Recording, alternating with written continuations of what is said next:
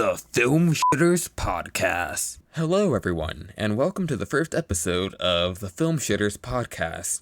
Except for today, the very first episode, it will just be Film Shitter singular, because I don't have any guests or permanent members right now. The reason is not because I don't have any friends, I think I do. The real reason is because this episode is more of a proof of concept to really see what this podcast will be about, its style, what we'll talk about, and all of that. And then in further episodes, I do believe we should have some guests and maybe some more permanent members, maybe, hopefully soon. But let's just get into this right now. So the Film Shitters Podcast, or what I have in mind for it, is just to talk about films that we have I have recently seen, and just talk about my feelings about it, maybe any little facts I possibly know. I was talking to some of my friends, and we had originally thought about just doing modern films, or like films that have just came out. But the issue with that is that I don't watch a lot of modern films. I watch modern films, just not films that come out like right now. Not because I don't want to, I do, but it's just, I don't know. It's much easier to watch a bit of older films. I don't want to be so selective of what we can or cannot talk about. So I think it would be better off for everyone if we could just talk about anything we want. And so for the very first episode, that's what I'm going to be doing. I just want to talk about films I've recently seen over like the past week and give some of my thoughts and feelings on it. And I just realized something. I don't think I introduced myself. I am Cain Keltic, or that's the name of my YouTube channel anyways. My name's Javi, and you will be hearing that from other people. So don't be surprised if you hear Javi and not Cain Keltic. Cain Keltic is the name of my character that I play, but also the name of the channel. That is not my name.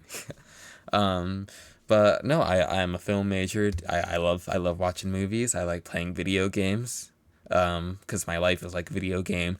But no, I'm very passionate about films. Sometimes a little too passionate, and sometimes maybe just a smidge too pretentious about it. But I don't know. I think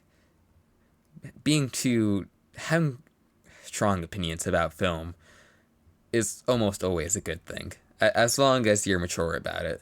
And for the most part, it might be immature to say this, but for the most part, I think I am mature enough about films to give a valid critique while still being a little maybe too strong about it. But let's just jump into this right now about a film, or I guess I should say 3 films that I wasn't very passionate about.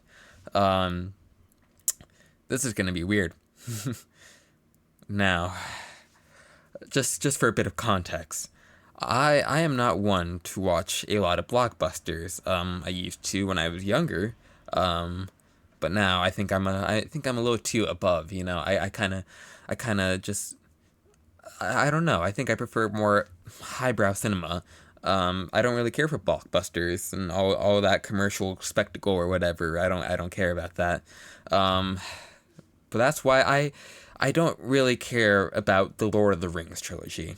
I hope that doesn't hurt or bother anyone when I say that, but it's just, I recently watched the first three Lord of the Ring movies. I didn't watch The Hobbit.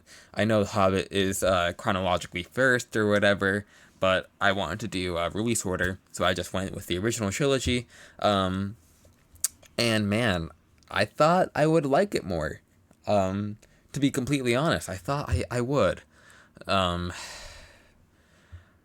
I didn't go into it hating it, alright? I didn't go into it like being, I really want to hate this film, cause no, or I didn't want to hate any of the films. There wasn't one specifically where I was like, I really hate the Two Towers. No.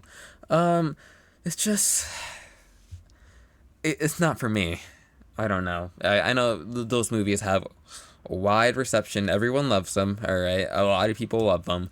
But no, I just, for some reason, one reason or another, I couldn't find the appeal into it. So firstly, I think we should talk about Fellowship, right? Let's start on my opinions on each individual movie, and then we'll go more into the trilogy itself. I think that'll actually piece together all the puzzle pieces, so we get the final picture of why I feel this way. But with Fellowship, I felt like, just for context, I watched the theatrical cut because there was no way in hell I was watching like a 4.5 hour movie, because I didn't know if I was gonna like it or not. And I'm glad that I watched the theatrical because I didn't like it. I didn't really like it. But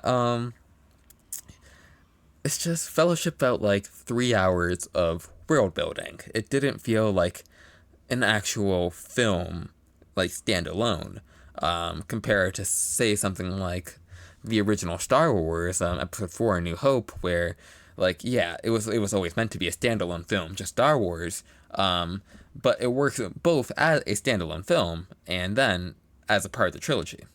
I don't know anyone who really says, "Oh, A New Hope is just horrible. I hate it." No, like, even if it's the oldest one and it's the one that sets everything up, it can still be enjoyable. With Fellowship, I just didn't get that though. I felt like there was a little there. It was weird. It was this very weird, almost sort of oxymoron between having too much exposition while also having very little exposition at the same time. You're diving deep into this fantasy world with tons of like centuries worth of centuries of lore and all of that, and characters and different factions and armies, different lands that you don't have to, but you kind of need to keep this sort of mental note of everything, and that can be very overwhelming in one sitting. In my first sitting, I just didn't see the appeal into it. It starts off with like this really cool sort of, look at like the war or whatever. I'm sorry if I don't know any of the fucking terms, okay? It's just, man, it was just so fucking boring. But other than that, like there's this war at the beginning or whatever, and shows you, oh wow, look at the Sauron, he's the big bad man, and then there's the elf people and the humans are bad, and that's crazy, and now here we are hundreds of years later or whatever, and now there's a hobbit. It's like, I don't know. It has a lot of potential there, that idea. It's not that I hate the idea of this powerful ring or whatever that this evil guy made, and then it corrupted humanity or whatever. I like that. That's pretty cool. And from like what I know of Tolkien as like an author and his thoughts on like humanity and everything, it's like it's very interesting. It's very interesting. It's not boring whatsoever. He had a lot of, I'd say, very optimistic. He had a lot of words. He had a lot of hope in humanity, I think, and that's really something that you don't see often. I also started watching Game of Thrones around the same time, and I think the difference between George R. Martin and Tolkien is that Martin is a very pessimistic person who probably poses as realist, but I don't agree with that. While Tolkien, I think, was very much an optimist. And religious too, from what I know.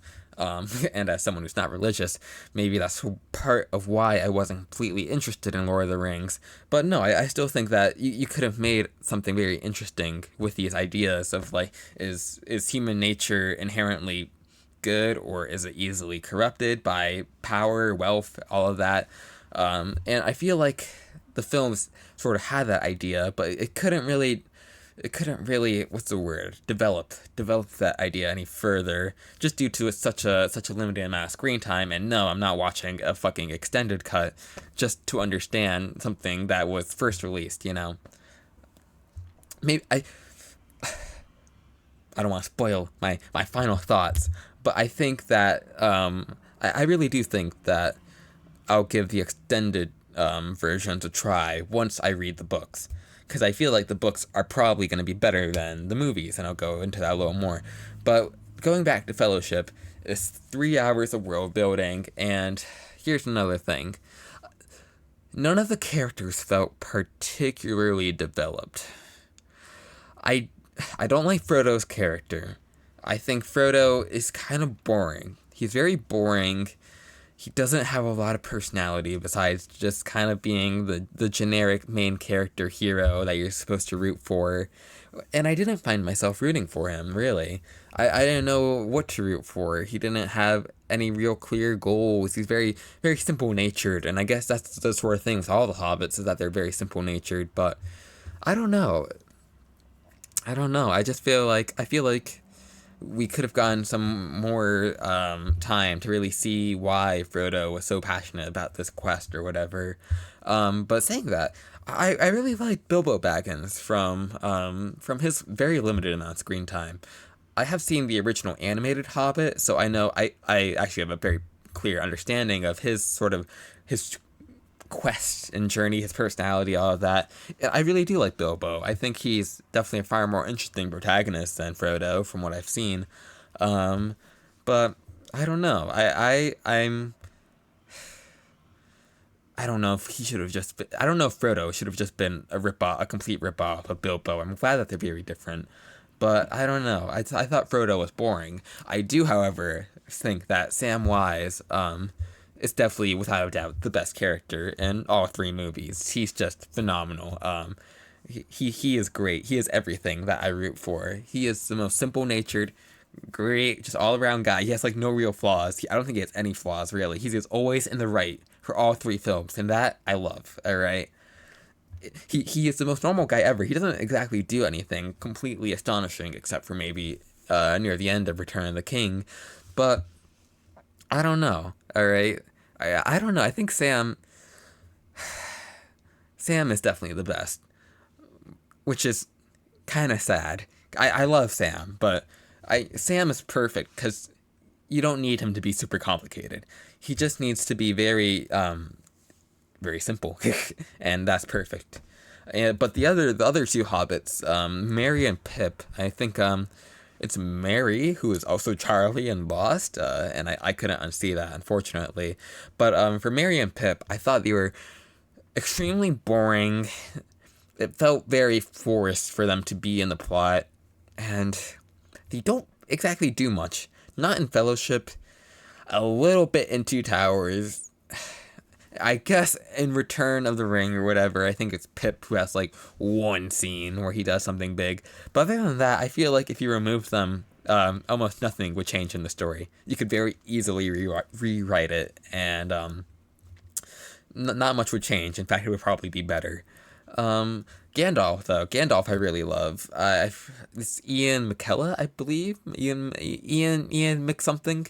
I can't pronounce it, but he's a great actor. He gives a great performance. I love Gandalf because he's the perfect balance of this goofy old whimsical guy to kind of scary, powerful, all knowing kind of demon angel or something like that.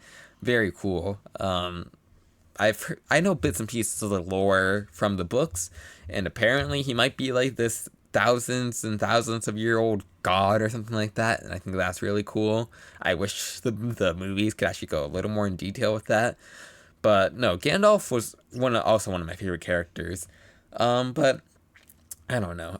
And here's another thing with Fellowship that I don't like. I'm gonna start speeding this up soon because there are words. There's a couple more movies that I do want to talk about besides this trilogy, but I'll put it simply like this. I think the beginning at Bilbo's birthday party, it's boring and stupid. I don't really care for it.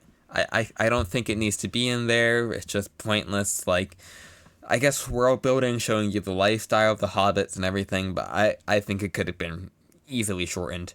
But once, Bilbo leaves or whatever, and Frodo's tasked with the ring, things do start picking up, but maybe a little too fast, ironically enough.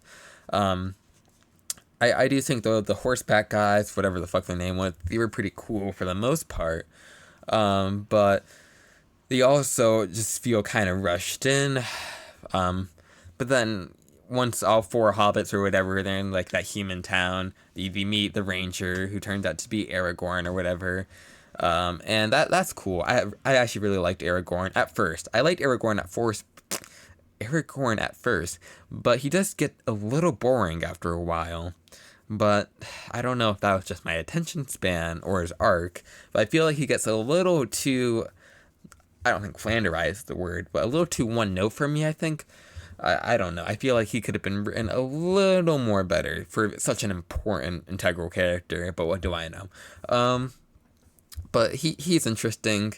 I think it was that sequence I really liked, where it's like the little Grim Reaper horseback guys, and it looks like they're in the tavern or whatever, about to stab all the hobbits, and then it's a fake out. That was a really cool scene. I like the tension there. But other than that, it's boring. Once you reach the elf village or whatever, I didn't care. There's too many characters. Who the fuck is Gimli? Who the fuck is Legolas? Who the fuck is Boromir? I like Sean Bean. I'm watching Game of Thrones, like I said. I like Sean Bean. I prefer him more as Ned Stark than Boromir. That's because Boromir has like 5 minutes of screen time. But I don't know. It's just too much setup. The fellowship's supposed to be like this huge thing or whatever, but then it's just kind of boring. It's boring, and none of the main integral characters have any real screen time, and you're forced to like them even though there's no real reason to. I think that's the best way to put it. But then going past that, or whatever, Aragorn's sort of relationship with the elf woman, I forget her name. I thought that was really interesting. I definitely like her her character and her arc, especially towards the end. There's one scene I think it's in the beginning of Return, or actually no, it might be Two Towers. It's like the funeral scene, if you know what I'm talking about. That was pretty cool. That mortality thing, I think is very beautiful, but also kind of rushed. It kind of reminded me of like the first 15 minutes of Up, where it's like it's this very very like profound human natured story, but it doesn't fit for the rest of the film, I think. But other than that, that sequence where they go into like the mine or whatever, I thought was incredibly boring, and I hate to be that guy. I really hate to be that guy. The CGI just looked awful. I'm not one to particularly care about like CGI being amazing, or like being this astonishing, completely realistic thing, because it doesn't need to be realistic. I like the prequel trilogy of Star Wars, and the CGI in there isn't great.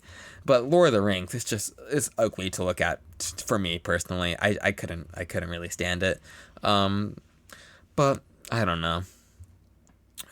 Like there's, what's his name? Is it the troll? I think it's the troll that they fight, and that fight just looks messy, like both visually messy, and I feel like some of the choreography wasn't great. I don't know. I don't know a lot of things, but well, I'm just giving my opinion. But no, then is there really much else that happened in that? Oh yeah, of course there's the iconic Gandalf theme, the iconic scene, but as iconic as it is, I thought it was also kind of boring. The CGI was bad. Ian has a great performance in it, but just that, I don't know. It's just the CGI really ruins it. Not even the CGI, the green screen. The green screen specifically just looks terrible in that scene. I watched it in 4K, at that clear crystal 4K, and damn, it's rough sometimes. It's very rough, but oh well, you know.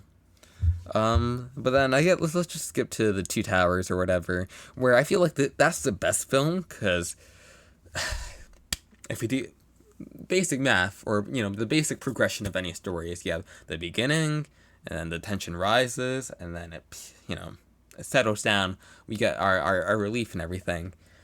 Fellowship is 3 hours of world building, and Return of the King, spoilers for my feelings on Return of the King, but I feel like that's the one that kind of wraps everything up, and gets all the arcs finished or whatever, but not a lot of stakes in Return of the King.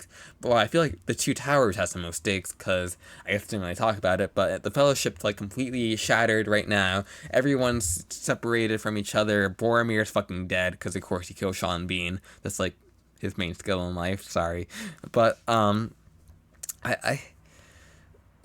think getting the stakes high near, like, right at the end of Fellowship was cool, because then Two Towers is straight into the action, where all the characters, these kind of seem fucking miserable, and that's awesome. I like kind of seeing them struggle, but seeing them slowly, get back to where they were, and honestly even better than they originally were in Fellowship. Right, I think Frodo is definitely starting to lose his marbles a little bit, which is pretty fun for me at least. Samwise, he's still being the great sidekick to Frodo, making. I think Frodo's whole subplot, I guess main plot line or whatever, it would have been insufferable without Sam.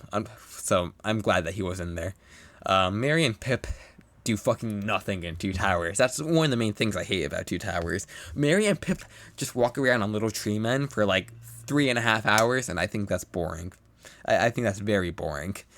I like the fucking trees more than them.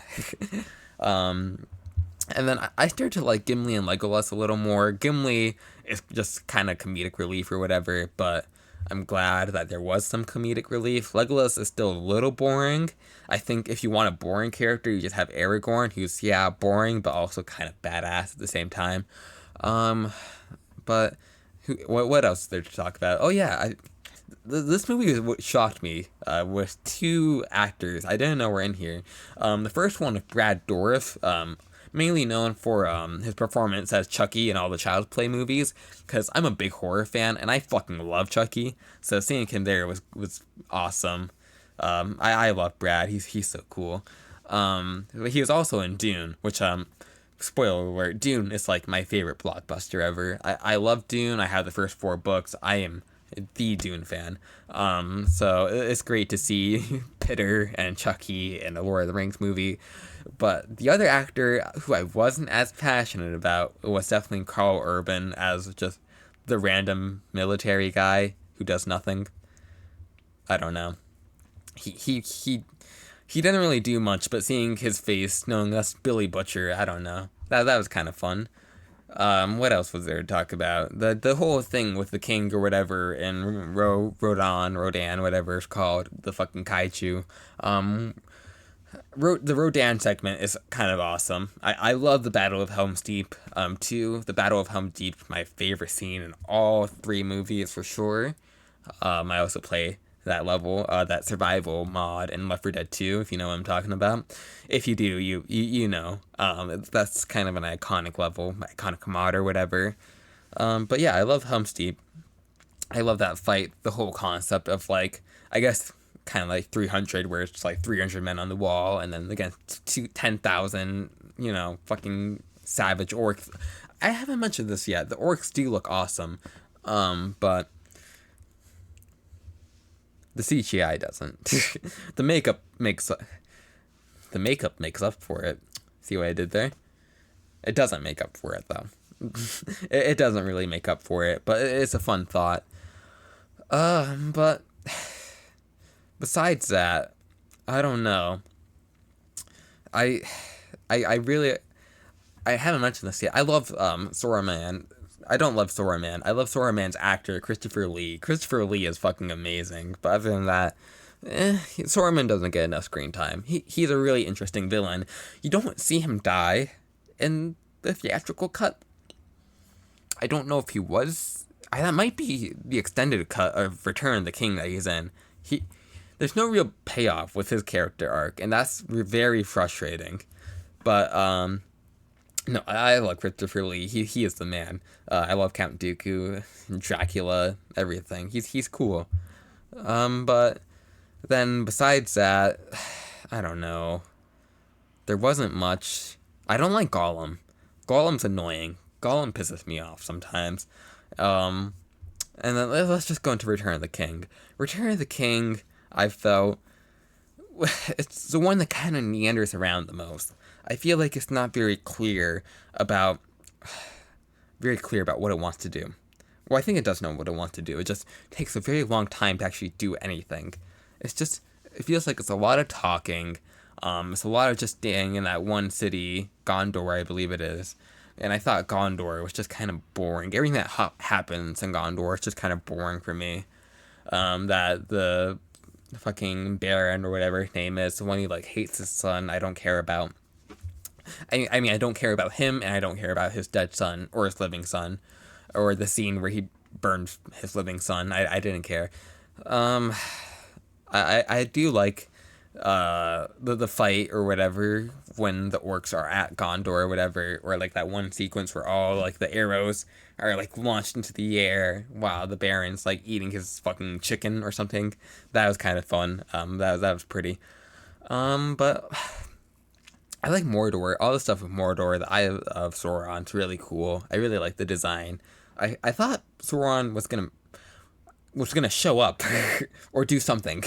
Turned out I might just be stupid or something, because he wasn't any of the movies. Well, he wasn't the very start of Fellowship, but other than that, he wasn't really in it, which is kind of a shame, because I liked his design. But it's cool. It has the Witch King or whatever. He's fine. I like his death. I like the Eowyn, something like that. Her arc is kind of interesting. It's pretty cool, but I don't know. I don't know what to say. It's just the Return of the King's kind of boring too. The action just doesn't get to me. I didn't find it particularly interesting. But it's just I don't know. The end of Return of the King, I kind of had some issues with too. It felt like it could have ended like 20 different times, and it takes way too long to wrap it all up. I like the part where like the king, Aragorn, whatever, bows, and everyone bows to the fucking four loser hobbits. I think that's cute. I like that. And then the part where Frodo writes the second book for Bilbo's, back in there again. I thought that was nice. But I don't know why everything had to be dragged that way. We have to see the hobbits just kind of doing nothing for like 15 minutes, and then at the very end we see Frodo leave with Bilbo and then some of the elf fucks, and then they do something, and we're supposed to care, and I didn't care. I didn't care at all. And then it just ends. I don't know. It's just, I feel like a story needs to have more drama, more engaging protagonists, just more engaging characters in general. I hate to be that guy, but like the CGI, if he just waited a few more years, it could have been better. I know Pirates of the Caribbean has pretty good CGI, so it's unfortunate that it couldn't have been as good. But whatever, But there were other films I'm supposed to talk about too. Oh yeah, we're only 27 minutes into this. There are more films I want to talk about, so I'm glad I wrapped all that up. But let's just briefly say, Lord of the Rings, I think is completely overrated. It's just too boring for me. But I do want to read the books, because those are probably way more in depth and probably flesh out all the characters and ideas more. So when I do read the books, I will give extended trilogy a chance.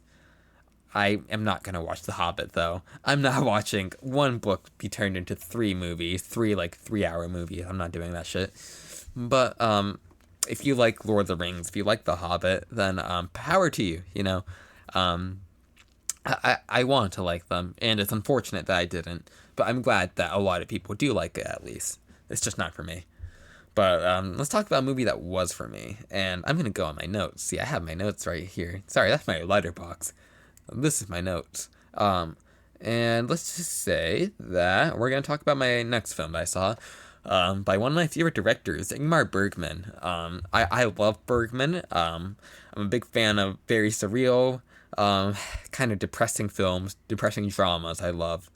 And Bergman is the king of that. He's also the inspiration for David Lynch, who, this will probably shock no one, but I am a huge sucker for David Lynch, and so I am glad that I also have Bergman, because I've pretty much seen all of David Lynch's filmography, but I have only seen a fraction of Bergman's. I've only seen 5 films. Autumn Sonata was actually my 5th film, so watching that was a treat, because that's one of his best films, according to Letterboxd at least. And personally, yeah, I do think it's one of his best films. I think his very best film, one of my favorite films, is The Seventh Seal. I don't think anything beats that. That is, as an atheist, with the fears of death and philosophy and religion and afterlife, all of that stuff is super interesting to me. that moral conundrum or whatever. It's just that tickles all the things I like in life. So nothing will ever beat Seventh Seal in Bergman's filmography. But Autumn Sonata is still a masterpiece. I'll just get my feelings out of the way. It's a masterpiece. It has the other Bergman, Ingrid Bergman, and she kills it. She plays such a what's the correct term? She plays an asshole. She plays a complete asshole and a very evil mother. But she does a very good job at playing an evil mother, and that's great. I loved watching her. I'm not a big fan of Casablanca, which Ingrid Bergman's probably most famous for, but no, in Autumn Sonata, she has a way better performance. She is a very good actress, and I'll give her that. And then it has Liv Ullmann, who was also in Persona, another one of my favorite Bergman films. Used to be my second favorite, now it's third. So Autumn Sonata, you can kind of place right in between there. But yeah, no, it's hard to say who has a better performance. Because both women, the actor ass it off. They both have a lot of monologues and so much emotion and like nuance to their personalities, and I don't think either one outmatches the other ever. Like, they're both great, and they're great at working together too. Their chemistry is so well done, but it's so uncomfortable at the same time. And I loved it, alright? I loved it, but at the same time, I'm gonna be completely honest, alright? It's one of the most, like, uncomfortable movies I've ever seen. The way I describe it is, if you're a fan of hip hop and Kendrick Lamar, from his album Mr. Morale and the Big Steppers or whatever, we cry together. We cry together. That song is the music personification of like the feelings you get watching Autumn Sonata. Both are like super uncomfortable and like anxiety inducing, but you just want more at the same time. You just keep listening to it, and it's like you get so sucked into this drama that you can't step back out. And that was really cool. Also kind of has like the Bergman's he's a very smart man, very nuanced man, but he kind of has the same formula for all of his films, which was like the religious undertones, the concept of memory, or like false memories or altered memories, very bad people, not even bad, just flawed people, people who aren't equally good as you are bad, and it's your decision to see where they personally lean more for you. And I think that's a great part about it. It's super, personal to each person who watches it. One person may be like, it's a very simple story about a mother and a daughter, while another person may say, oh no, it's actually the super interesting thing about like motherhood and like what it means to actually be a parent, and the correct or incorrect way where you can parent someone, and the kind of what's the word for it? The very profound impact the slightest act a parent can do, how it can influence a child in such drastic ways. I think that's the best way to describe Autumn Sonata, at least to me. That's how I would describe it, because it just, you start off with such little information about anything, all right? You get this monologue from the husband of Liv Ullmann's character, and you learn a little more about her, but from a biased perspective, and I think that's super interesting. But then once it actually starts off, like, you don't know where it's gonna go. It's a very slow burn film for a good chunk of it, until it just isn't. Until the bomb just blows up, alright? Once they start arguing, it doesn't stop. It doesn't stop. It gets bad. It gets pretty bad. It's like if my dinner on entree was like super unnerving. But no, I really loved the film. I really loved it. I love Bergman's writing. Also, one of his first I don't even think it's one of his first. I know his first color film was, I wrote it down in my notes. Want to see this? Want to see how fast it takes for me to find it? The first color film he made was All These Women in 1964, one of his few comedies. And this Autumn Sonata was released in 1978. And that's a big difference, 14 years. But no, that's the first Bergman film I personally seen in color, and man, it's beautiful. Like, visually beautiful. Like, one of the best words. One of his best looking films ever. The cinematography in it is amazing. Better than Seventh Seal at times. Sorry, there's an annoying car out there. Whatever. But yeah, no. Bergman, he is just... Man, I don't typically see his films as, like, having great cinematography. That's not typically why I'm interested in them personally, but no. This film, beautiful. Like, really beautiful. So even if you aren't, like, a big fan of, like, profound dramas and all of that, I still think you can get a lot out of it. Even if you're, even if you prefer other kind of films, it's just a great film to look at. Maybe not a great film to listen to, but a great film to look at. But no, it's very depressing. It's a very depressing film until the end. Even though the end is also kind of depressing. I'll give light spoilers, so you might want to skip ahead a little bit. But the part where Ingrid Bergman's character tells, like, her manager or whatever, oh, I hope my daughter dies soon. That's fucking heartbreaking. That destroyed me. That's evil. That's evil. But perfectly describes her character. I fucking hate her character. She does such a great job in it, but I fucking hate her. But no, Liv Ullmann, and she's like, she writes that really emotional letter, like saying, hey, you know, we're getting up in age, but like, we can still have another chance. We can still fix our relationship, and I would still like to. And I think that's really human. You know, I feel like I typically see Bergman as kind of pessimistic, but no. In this film, he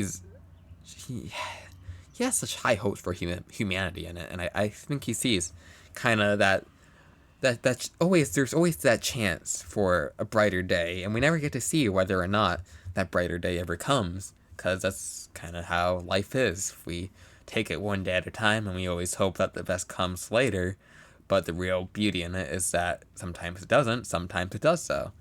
And I think capturing that feeling is super impressive. Super impressive. I love that film. Probably the best film I've seen this week. Now, I want to hear another segue. This is the segue I came up with for this podcast. The segue was this. Autumn Sonata came out in 1978. Do you know another film that came out in 1978? Because I watched it this week. It was Superman, 1978. Forgive me if I'm wrong. I think this is the first Superman film. Because I know there was an older one, but I believe that was a TV series. That doesn't count. This was the first Superman feature-length film, and it was directed by Richard Donner. I'm going to check my notes to make sure I got that right. It was, yeah, same guy who made Goonies, The Omen, and all the Lethal Weapon movies, or at least the first Lethal Weapon. But I really enjoyed it. I'm not really a big fan of Superman or superhero films. Sorry, but also, yeah, Superman films in general. I've only seen the only Superman film I've seen is Batman versus Superman, which is not good. Shocker, I know. But I decided to watch this one because I'm kind of interested, cautiously optimistic about James Gunn's Superman, which a lot of people are saying looks very similar to, you know, the Reeve Superman and the sort of aesthetic. So I kind of want to, the sneak peek, you could sort of say.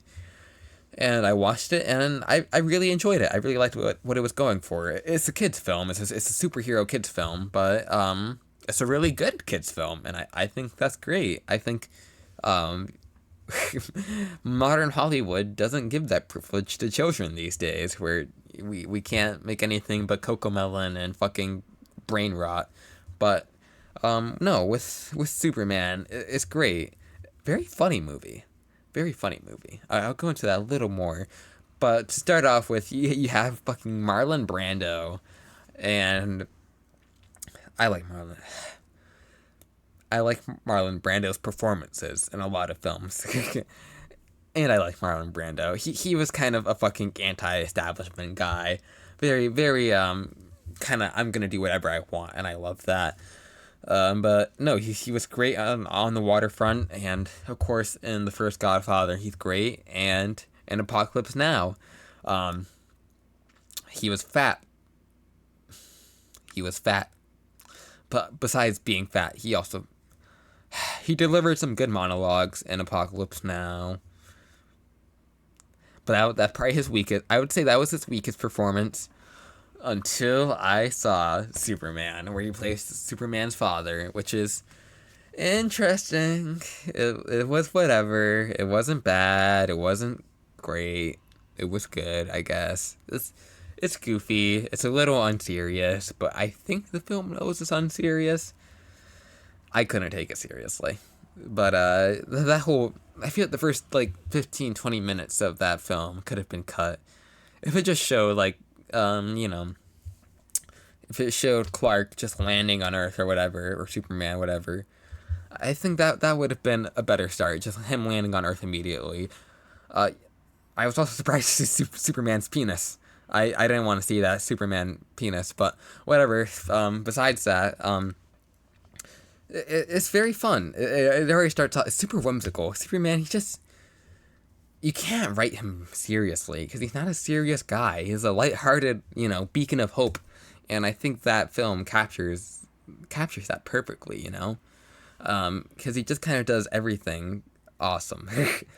Watching him run super fast was cool, but like he has issue, he can't reveal his identity, and at least he didn't pull a Man of Steel where like his dad was like, no. See, that, I think, I haven't seen Man of Steel, but that scene cracks me up. I'll go on YouTube, I'll pull up that scene, I just rewind it endlessly, It's very funny. But no, Clark Kent, Pa Kent, or whatever, seeing him die was kind of sad. It wasn't too sad, because he only has like 5 minutes of screen time, but still it's kind of sad. But no, then seeing Clark go to the Fortress of Solitude was kind of cool. Pretty cool. I actually really like some of the sets and practical effects they used. Like the little miniatures, like they used in a Blade Runner, I believe. The same effect, and I love it. It's great. It's very pretty. Very pretty, super unique. And then once Clark is in Metropolis, it's just, that's when it starts getting really good. Seeing Clark, Christopher Reeve. Let's talk about Christopher Reeve. All I knew about Christopher Reeve before watching this film was that he was quadriplegic from the horse, and then South Park said he ate babies, and I was like, I don't think we should eat babies. But it's kind of funny to make a paralyzed man eat babies. I'm sorry, but yeah, no, this man is Superman. He is the Superman look. He acts and looks like Superman. Believe it or not, but no, like that is Superman in my head and everyone's head. That is what Superman should be, and it's perfect. I don't think I am rooting for David Cornsweet or whatever, but I don't think he'll match Christopher Reeve, which is not a bad thing. It just means that Christopher Reeve did that good. But believe it or not, I think Christopher Reeve is a better Clark Kent. He is the best Clark Kent I have ever seen. I love his Clark Kent performance. His fucking slouched, nerdy. He's such a fucking goofball, and it's awesome. Like, no, I can't believe this dumb, clumsy fucking dork is Superman either. All right. Like, that's always the complaint I've heard with Superman. It's that, he looks just like Clark Kent without glasses. How does no one realize it? It's because Clark Kent's a fucking goofball, alright? If you saw Clark Kent, you wouldn't believe it either. So that was awesome. But, no, he is both a great Superman and an even better Clark Kent. And then Margot Kidder, I believe, as Lois Lane. She's probably my favorite Lois Lane. I think Lois Lane kind of needs that very confident kind of spunk to her the very headstrong kind of bolder than Clark Kent, not as bold as Superman, I think is super interesting. She pulls it off really well. But my favorite performance has to be the great late Gene Hackman. I love Gene Hackman as Lex Luthor. The only other film I think I've seen Gene Hackman in was The Conversation. That's a great movie, and he has a great performance in that. But seeing him in The Conversation to Lex Luthor, completely different. Conversation, he plays a completely straight, dramatic role. Lex Luthor's just, he's fucking witty, he's fucking a mustache twirling, evil fucking criminal just for the hell of it, and I love that. There's no depth to him. He's just a fucking asshole. And I think we need to return to that, that the Jack Horner and Puss in Boots Last Wish or whatever, where he's just evil just because we wanted an evil character, and he's so evil but likable. Gene Hackman, he's just charismatic as hell, alright? And not to mention Otis, alright? Otis as, like, the fucking stupid goon, the gooner or whatever. Otis is the best, man. I love that sequence or whatever. There's a lot of sequences I do love in the film. There's a sequence where they're, like, trying to hijack the missile truck or whatever, and Otis fucks up, like, twice. Otis doesn't know what he's doing, but they keep coming up with, like, dumber disguises each time, and it's so good. It's so fucking funny. It reminded me of the Three Stooges, in the best way possible, I mean. It's so good. It's so good.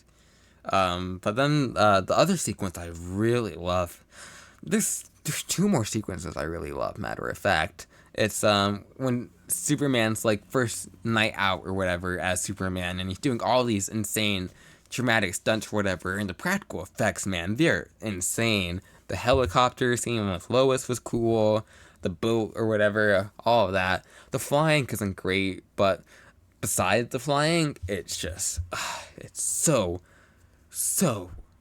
good. It's like, it's kind of, not badass, but just awesome, It's super fun, super lighthearted. That lighthearted kind of just slice of life sort of vibe with Superman. I think that's how you do it. I honestly think once Superman and Lex start, like, fighting or whatever is when it starts to kind of lose me. I kind of like when they're doing their own thing. I don't know. I kind of prefer it more, but it's fine. I think Superman and Lex have enough chemistry to make it work. But it was cool. It was cool. The Kryptonite thing was a little silly, but I get it. You gotta have Superman. You gotta make sure your main character faces some sort of stakes. And I think the Kryptonite works, but, if you know how the movie ends, I think that's the stake right there, is that, he kind of messes up, which is bad. But, no, it makes enough sense. Kryptonite, you gotta have Kryptonite in a Superman movie. I didn't really care for Lex Luthor's girlfriend, I think. Mistress something. But, how she kind of just randomly changes from heel to face, even though I love the bit where where Lex Luthor, he's talking to Superman about his evil plan or whatever, and he's telling Superman, oh, one missile's about to hit California, the other is about to hit New Jersey, and then, the missus is like, wait, my mother lives in New Jersey, and then Lex goes, he looks at his watch, he goes, and then he just fucking walks away. It's amazing. I'm not doing it justice. Look up that scene. It's the best scene ever.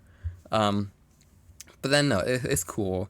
And then, spoiler alert, watching Lois Lane die. Damn, that Lois Lane dying. Why'd you do that, Why did you kill Lois? Hey, Lois. Alright, the only person who would kill Lois is Peter Griffin. Or Stewie Griffin, I should say. Stewie Griffin would kill Lois. But, Richard Donner, damn, you're up there on the list.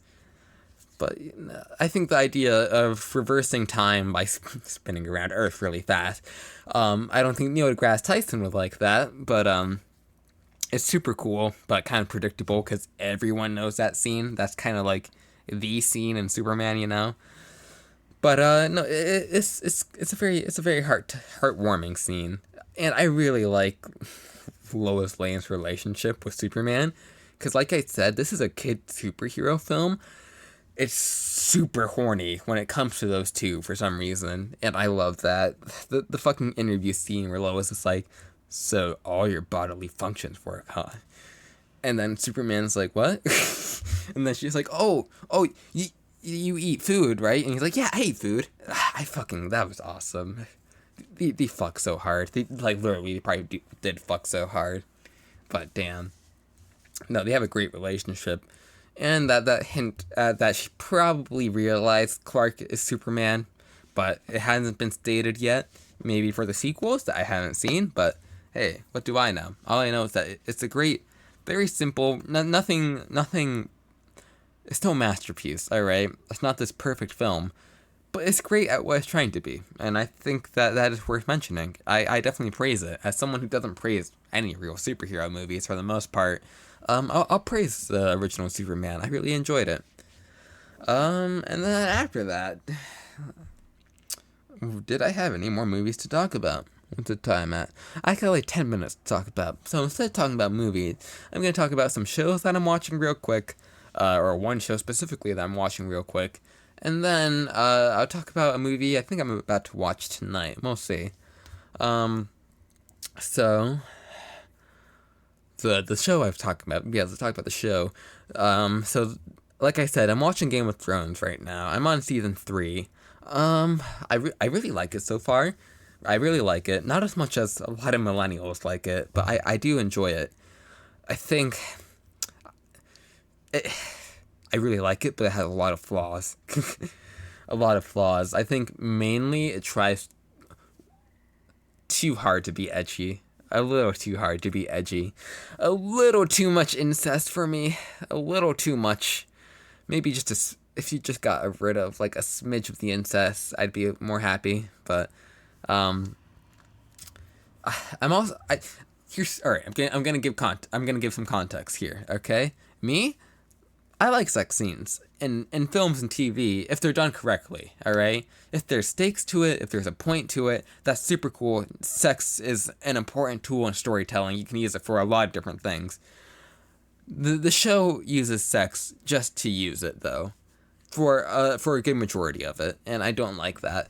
At times, it feels like kind of rooted in misogyny, and I don't fuck with that at all. But besides that, I think it's very interesting because, ironically enough, while I think the show is kind of misogynistic at times, it has some amazing, very well written female characters and sort of using not feminism, but yeah, the feminine nature of women in a medieval world, and kind of it's social commentary on how we kind of treat women now, and I think it's super interesting and has a lot of likable women. It's just that besides those likable women, the rest are kind of treated like objects, but what do I know? Gotta say, my favorite character, without a doubt, is Tyrion, Peter Dinklage. He was born for that role. He kills it in every scene he is in. Yeah, it's great. A lot of characters, but I feel like all of them have just the right amount of screen time where I know enough about them, but it doesn't feel like I know too much about them. Very good at making, not just exposition, but there's also things going on at the same time. I think the show is actually very good at showing, not telling, even though it does tell us a lot at the same time. I could see someone going either way with whether it shows or tells too much, but I personally think it is perfect at showing just enough while also telling us a lot about the world through a lot of monologues. But I'm a sucker for monologues. I love monologues. I love when actors give a great monologue performance. So I'm not complaining about that. My hair's complaining. My hair's a mess. But what else can I talk about? So my parents are very big Game of Thrones fans since like the show came out. I know pretty much everything that is going to happen, all the major plot points. I've also watched most, if not all, of the last season with them when that came out. So I know what's gonna happen. But I don't care. I'm more interested in the journey, and the journey's been really fun. So as it goes on, I'll give a probably a more in-depth analysis once I finish the show, which will probably be a while. It's a long show. But I'm also watching another show that isn't as long, and I really enjoy it so far. Twin Peaks: The Return. David Lynch, man. So good. He is so good. He is my idol, like I said earlier. I love David Lynch. Fire Walk with Me, Twin Peaks Fire Walk with Me. It's probably, without a doubt, my favorite film of all time. That film, man, it fucking hits. It hits so hard. It's so depressing, but it's beautiful. Like, it is insanely beautiful. And I think that is, David Lynch perfected Twin Peaks there. And The Return is super depressing. In the best way possible. It knows it's depressing. All the characters are 25 years older, and you can tell, and you can feel that, and it hurts at times seeing, these beloved characters, seeing, like, high schooler Bobby Briggs as, like, this old cop. It's like, ugh, man, it's kind of rough. But no, super not heartwarming, because it's a very depressing show. It's very dark, even darker than the original at times. Very bleak, I think.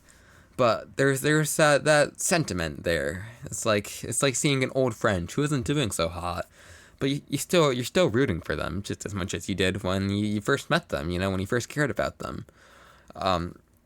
And I'm only 5 episodes in, just to be clear. But I think there's some commentary on just reboots as a whole, because like it knows that it can't replicate what Twin Peaks did. It can't bring Laura Palmer back, but it's just doing its own thing at the same time, and showing kind of that challenge of changing and moving with the times that I think is very profound. And Lynch was a master of using very surreal storytelling tools to tell a very straightforward message, like Blue Velvet commentary on social dynamics between like suburban and urban areas, and sexual desires. Eraserhead, like the problems of industrial society and the fear of parenthood and all of that. It's very simple stuff, but he uses very strange ways to tell such a straightforward thing. But I think you can enjoy either one, but typically both. But no, I love it so far. Is this a spoiler to say? I think most people know this. This is probably going to be a spoiler to say.